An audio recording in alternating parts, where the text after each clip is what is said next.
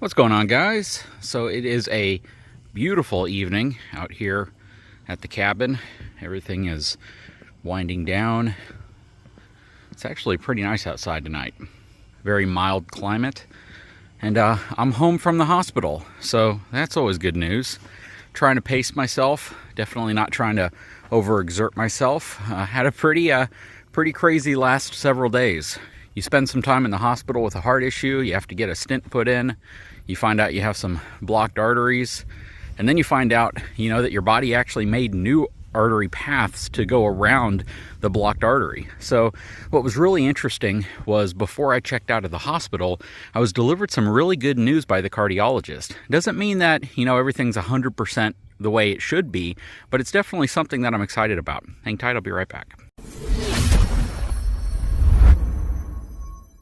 Okay, so before I get to the good news, let me show you what's going on out here at the RV, because I installed some lights in the storage compartment here, the basement of the RV, and I never actually showed you how they looked at night, and I felt that I owed that to you. So I came out here when the sun went down. It's nice and dark outside. We're going to open this up so you can actually see how well these lights work. So I have a light on in here, which I'm going to shut off. And you can just get kind of an idea of how much illumination there is outside of this little doorway now that it's open and the lights are attached. And I know a lot of folks said you can find, Amazon and 100 other places, companies that produce these little lights, and they have different flavors of them. Most of them have some means of, being powered up or attached to things. But what's really nice about these is when you factor in the little angle channel of aluminum that comes with them, that really makes them kind of a game changer. It makes them a lot different. It's a piece that you don't have to go and try and fabricate yourself, and it really gives you the ability to give you all of this light pointing downwards. So yeah, I got a lot of light out here now. I've always had the LED light inside of here, and if you're wondering what the flashing thing is, it's that little thing over there. It's just kind of a pest repellent. But if I turn the light on in here, the entire inside is illuminated, and now I have a huge swath of light coming around the outside as well, which is really nice. So very cool. Don't have to worry about turning them off. They'll turn off on their own. I can close that up like that, and you can just see the difference. And I just wanted to show you guys that because, again, I know, you finish a project, last thing you want to do is not show what the outcome of that project is and the benefit. And I wanted to show you guys that. All right, so back to the topic of the video. I am home. I'm walking a little slower only because the doctor told me not to push myself. At one point, I had taken a shower, and I asked the nurse if I should be moving around, and they said, yeah, you're actually going to have a cardiac nurse that comes in to give you kind of an idea of what you should be doing, but they're definitely going to want you to get up and around. So I kind of took it upon myself to start doing laps around the cardiac floor, and I don't know, I felt really good, but they told me I should probably slow down a little bit, and I probably should. So anyways, cardiac nurse came in, gave me some pointers, gave me some outlines, and said, you should kind of start slow and then work your way back up. But what was really nice was when the cardiologist came in to actually view the echo they took of my heart, which is like a sonogram of the heart, to see how well the blood is pumping and flowing through the arteries into the heart and out of the heart and into the chambers. He actually made a really good comment. He goes, wow, you have a beautiful functioning heart. Your heart is pumping very well. You have great blood flow and circulation going in and out of your heart, and everything looks really good. And part of that is because even though genetics kind of cursed me with a heart that has, susceptibilities to clogging and different things like that, my activity level allowed my heart to create new pathways. So I have new arterial pathways that were formed in bridged areas and allowed my heart to continue to pump. And that's one of the reasons why my blood pressure as well as my heart rate were always so good, even though I had, a very, very traumatic heart experience. And the things that I now have to keep up with, of course, are just the different medications that are going to keep things running smooth, keep things from sticking. I'm going to change some dietary things. We live down here in Texas, and brisket, steak, and all of that stuff is kind of a staple of dinner down here. But I'm going to cut back on a lot of that stuff. It's really just making healthier lifestyle choices. I feel better. I feel a lot more mobile, so I can get up and move around. I think just for precautionary sakes, I'm not going to hop on a bike or a treadmill or start running up and down the driveway or doing things like that. But I certainly feel like I'm on the right path. Things are definitely getting better.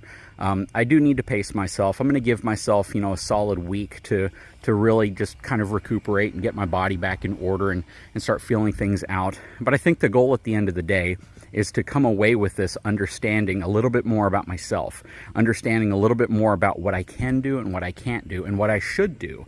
A lot of what I should do is dietary stuff. A lot of what I should do is monitoring things that I may be more susceptible to than other people.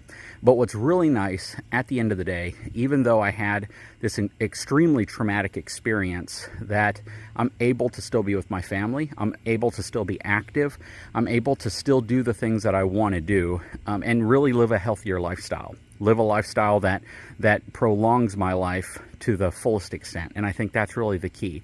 I absolutely want to give the biggest shout out to all of you who provided some support, who sent me awesome comments and emails just telling me how much they care and how much, even though they've never seen me or met me, they feel like I'm part of their family. And I truly appreciate that. There's no YouTube fakeness here. There's no acting here at all. This is completely raw, just like when I do my RV reviews and I walk through things. I'm telling you how I see it when I see it. And to see the sheer number of comments and the outpouring of love and compassion, it really touched me, and it touched my family. Everybody was just in awe of the outpouring of support, and I truly appreciate that. But if there's anything here to be learned, is that none of us are invincible. None of us are even close to that, and we really have to take care of ourselves and each other. If you see signs, if you see anything that indicates someone's acting a little different whenever they're doing any type of physical, activity, you need to really find a way to get it through to them and to yourself that you might need to go see a doctor. That it's time for you to maybe not consider it just something that might pass or go away, or that was, just isolated, and take that next step and do the things that you need to do. If you have families, if you have children, if you have spouses, you owe it to them. I mean, one of the things that hit me hardest is, I have children, and the last thing I want to do is have children have to go without a father only because I made poor decisions. That's just selfish. That's pure selfishness.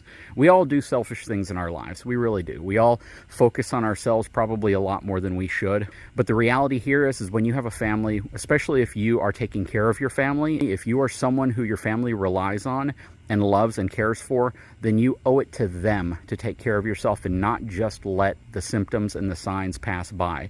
You truly need to get checked out if you're feeling strange, if you're doing things and things just feel weird, if you're having pains in areas that you didn't have pains before and they're not explainable. Those are all reasons that you should get checked out, all reasons that you should take that next step. I know some folks don't have insurance. I know some folks financially find it hard to take care of yourself. But I'll tell you, the first things that they did when I got to the hospital had nothing to do with insurance. And finally, they actually had some social workers that came by and different folks that asked me, if I don't have insurance, do I need help? Do I want financial help? Because they can help provide it, and they can help find organizations that can help take care of you, get your prescription medications, things like that. So if you're willing to spend 20 bucks on beer, if you're willing to spend 20 bucks on a steak, you should be willing to spend 20 bucks on something that can make your life a little bit better, like prescription meds if you need them. Anyways, guys, I hate to make this a rant, but this impacted me in a very deep, very personal, and very physical way. And if you guys are struggling with any type of health issues and you have the ability to try to get them taken care of, please do it. I care about you. Your families care about you. Your children care about you. Or your parents care about you. These are all really important reasons to get yourself checked out. So, guys, if you haven't had a chance, I'd really appreciate it. Actually, I do appreciate everything you guys have done. If you haven't subscribed, of course, I would love if you do. But, honestly, guys, thank you so much from the bottom of my heart. I truly appreciate it. Have a wonderful evening.